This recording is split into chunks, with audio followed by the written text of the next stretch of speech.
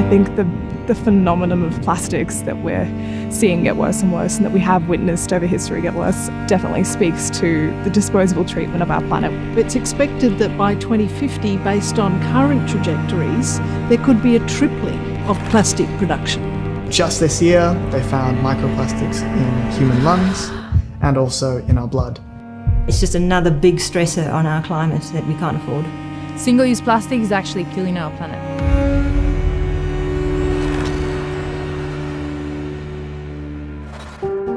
Plastic is quite ubiquitous in everything we have in our homes, in our workplace, everything from our furniture to the things we buy at the grocery store. About 8 million tonnes of plastic enters the ocean each year. And of course, once it enters the ocean, it's there to be potentially consumed or entangle marine creatures. So we know that it's causing a problem to ecosystems, but it was only relatively recently that we started thinking about plastics producing greenhouse gases.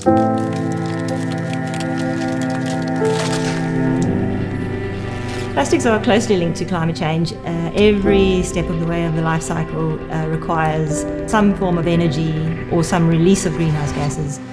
Plastic production, because it virtually all comes from fossil fuels, creates problems at any stage. Every step of the life cycle, from extraction right through to recycling, contributes to our climate change issues.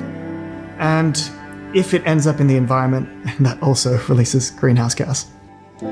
No matter what you do with the plastic, it's going to still be releasing those gases because it's the nature of that plastic, that material that is made out of fossil fuels. There was a report that came out in 2019 from the Centre for International Environmental Law that estimated that global plastic production produced about as much greenhouse gas as 190 coal-fired power stations. And this is set to triple by 2050. If plastic was a country, it would actually be the 5th largest emitter on the planet. In Australia alone, over 3 million tonnes of plastic is being produced each year. So 1 kilo of plastic actually creates 6 kilos of greenhouse gases.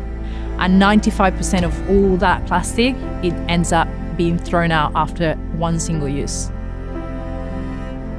We are second only to Singapore for the highest per capita consumption of single-use plastic.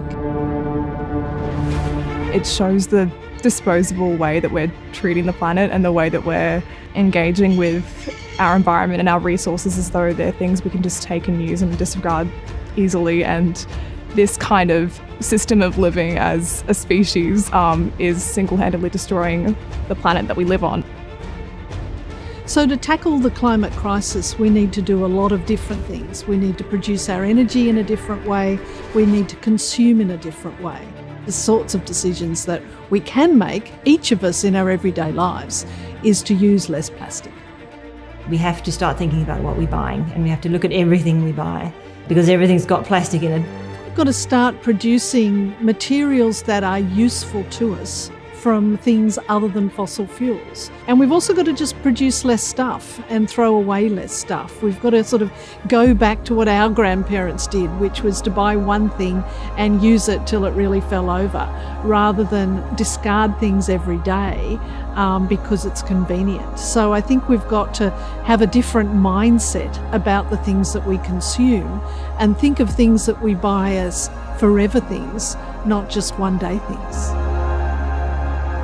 If we continue to treat the planet as disposable and its resources as something to just take and use at will and not live sustainably among it, we will see the collapse of ecosystems. And it's crucial to remember that we live not exclusive from these ecosystems, but within them and through them, and that all of our actions are having direct impacts on them, and that the consequences we'll see within the environment will have direct impacts on us.